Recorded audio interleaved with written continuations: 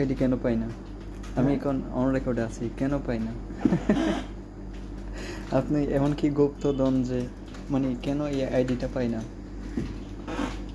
আসলে না, একটা ট্রেন্ডিং এর বিষয় আছে। হ্যাঁ, আচ্ছা আচ্ছা, একটা পর্যায়ে গেছে। ফেসবুক, ইনস্টাগ্রাম আমি ব্যবহার করছি। এটা আচ্ছা। আসলে মানে কি করব,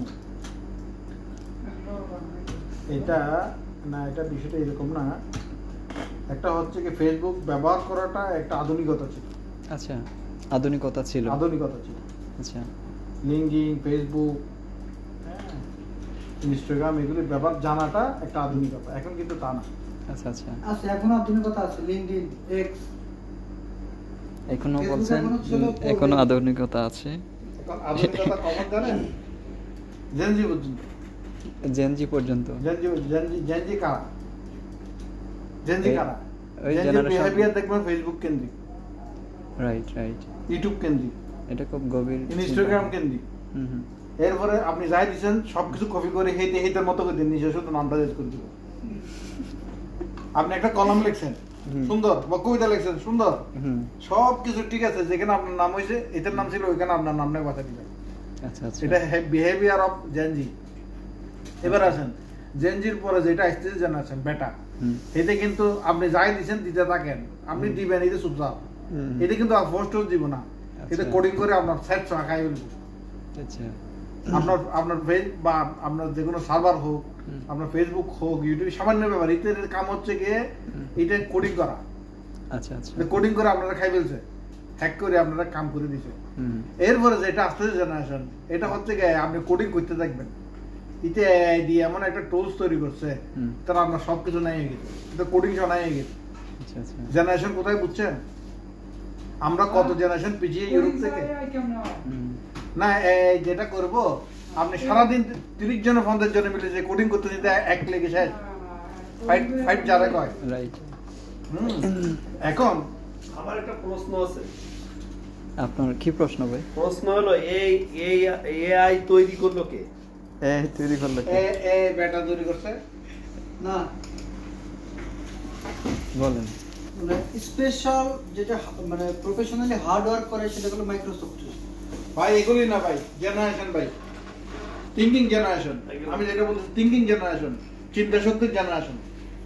আপনি জেনজির চিন্তা করতেছেন কি দিয়ে? থিঙ্কিং দিয়ে। জেনজি বাংলাদেশে জেনজি করে, আরে বাংলাদেশ, জেনজি ইন্ডিয়া, ও থাকে পাকিস্তান, তো নেপাল, এগুলো জেনজি করে। জেনজি চেনেও না। জেনজি কি? ইউরোপ কান্ট্রিতে অন্যান্য জগতে পশ্চিমা জেনজি কে থাকে 30 বছর আগে। আচ্ছা, না এরা আপনি স্টুডিও ছেড়ে চলে যাচ্ছেন কেন টক শোতে? তার মানে উনি হেরে গেছেন। না, আমি যেটা বলছি বুঝছেন, আপনি দেখবেন বুড়া কিছু লোক এখন আসে গেছে জেনজি হইতে চায়, এতে শুধু মানে লাইভ করে। বুড়া মানুষ বুড়ি যাইব কয়দিন পর এটা লাইভ করে। হ্যাঁ, এই যে আপনি আমার এখন ফ্যাক ইয়ে করতেছেন না, এটা একটা টক শো হচ্ছে ছোটখাটো। তো এই থিঙ্কিং এর জায়গাগুলি, এই যে জেনারেশন এই চিন্তা চেতনা দিয়ে জেনারেশন চিন্তা করে। আমি কিন্তু সেই জেনারেশনেরই, মানে আমি ওই জেনারেশনের প্রায় ভিন্ন হয়ে যাবে। তুমি ফেল হয়ে যাবে কদিন পরে, তুমি অটো চেঞ্জ হইবা। হয়তো তুমি অটো চেঞ্জ হইবা কেন? প্রযুক্তি বা নতুন কালকের দিনের যে নতুন আবহাওয়া, ওটার সাথে তুমি অ্যাডজাস্ট হইতে হবে। আচ্ছা, আমরা এখন হচ্ছে আজকের দিনের আবহাওয়া তুমি পরের দিন পাইবে না তো। আজকের দিন যে বাতাসটা পাইছিলা, আগামী কালকের দিন কিন্তু এটা কি আরেক তারিখের বাতাস, নতুন বাতাস। নতুন বাতাসের সাথে তোমার গা ভাসাইতে হবে, নাহলে তুমি পৃথিবী ছেড়ে চলে যেতে হবে। রাইট। জেনজির পরের জেনারেশন নিয়ে তুমি চিন্তা করতে হবে। এখন জেনজি এখন ওল্ড মডেল হয়ে গেছে। পরের মডেল কি? যারা এগিয়ে থাকা লোক, যেমন ধরো এখন যদি নজরুল থাকতো, নজরুল ওই সময় যে কবিতাগুলি লিখছে, এখন এগুলো আধুনিক, এখনো আধুনিক। হ্যাঁ, তাহলে নজরুল যদি এখন থাকতো, ওরা এত মেধাবী ছিল, এত পরিশ্রমী ছিল, ওরা তো তোমার আমরা যারা এআই শিখতেছি, এরা দেখবেন যে এআই সফটওয়্যার তৈরি করে ফেলছে, এরা এত বেশি ফাস্ট ছিল। তাহলে বয়সের জন্য না, অনেক লোক আছে খুব মেধাবী, ফার্স্ট মানে 50 বছর 100 বছরে এগিয়ে থাকে। একটা বয়সে এগিয়ে থাকে আর একটা চেতনায় এগিয়ে থাকে। যারা চেতনাবান, অনেক বেশি স্ট্রাগল, অনেক বেশি চিন্তা করতে পারে, অনেক দূরদর্শী চিন্তা ভাবনা আছে, তাদের বয়স যে সীমাবদ্ধ করতে পারবে না। আচ্ছা, আমি ভিডিও বানাচ্ছি, আমার একটা পার্সোনাল পেজ আছে, সেখানে আমি বিশেষ মানুষগুলোকে আমি এবার অ্যাড করি। এখন মানুষদের পছন্দ চিন্তা করেন না, পছন্দ না, এটা আসলে অনেক মূল্যবান কথা বলেছেন। জিনিসটা একেবারে বাস্তবধর্মী, এবং সে সাথে আমরা জানতে চাইবো আপনি এশিয়ান টেলিভিশনে আমি আসার অনেক আগে থেকে এখানে দেখছি, সে জায়গা থেকে জিজ্ঞেস করবো আপনার পরিচয়টা কি, কখন থেকে এখানে আছেন? আমি এখানে বেশি দিন না, আমি 6 মাস প্লাস। হ্যাঁ, 6 মাস প্লাস। মূলত আমি প্রকাশনার লোক, আমি রিসার্চ নিয়ে কাজ করছি দীর্ঘ সময়। আচ্ছা, এখানে কি কাজ করেন আপনি? এখানে আমি কন্টেন্ট ডেভেলপ করতেছি, আপনার কি কয়টা গ্রাফিক্স, এখানে অনেক কিছু।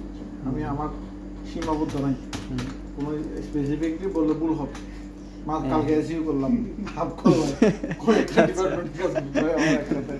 আচ্ছা, যাই হোক, আমি একটা সংবাদ কর্মী, চ্যানেলে অনেকগুলি কাজ হয়, আমি এই ধরনের একটা কাজ করি। আপনি সুদূর চট্টগ্রামের মানুষ, চট্টগ্রামের আমি চাটগাঁর মানুষ, যেটা আমি আচ্ছা, পরিচয় দিতে ভালোবাসি। আমি এই জিনিসটা একটু দেখাই, এত সুন্দর কাজটা আপনি করেছেন। হ্যাঁ,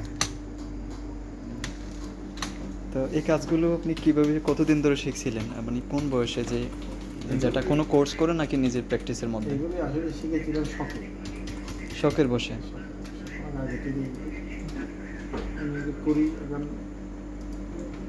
এগুলো আসলে আমার স্কিলে একদম বেসিক বিষয়। আমি অ্যানিমেশন করতে ভালোবাসি, আমি অ্যানিমেটর হিসেবে। আচ্ছা আচ্ছা, আপনি চট্টগ্রাম থেকে ঢাকা কেমনে যাত্রাটা, আসাটা কেমনে এখানে এশিয়ান টেলিভিশনে? ইতিহাস আছে, ইতিহাস আছে, এটা পার্শ্ববর্তী ইতিহাস, এটার সাথে জড়িত, সুতরাং এই বিষয়গুলো সবাইকে বলি না। আচ্ছা আচ্ছা, আপনার নামটা একটু যদি প্লিজ ডিভিডিতে বলতেন প্লিজ। না, আমি তো, আমার নাম হচ্ছে কি, ফর্মাল নেম হচ্ছে কি জিনপরিদের সর্দার। আচ্ছা,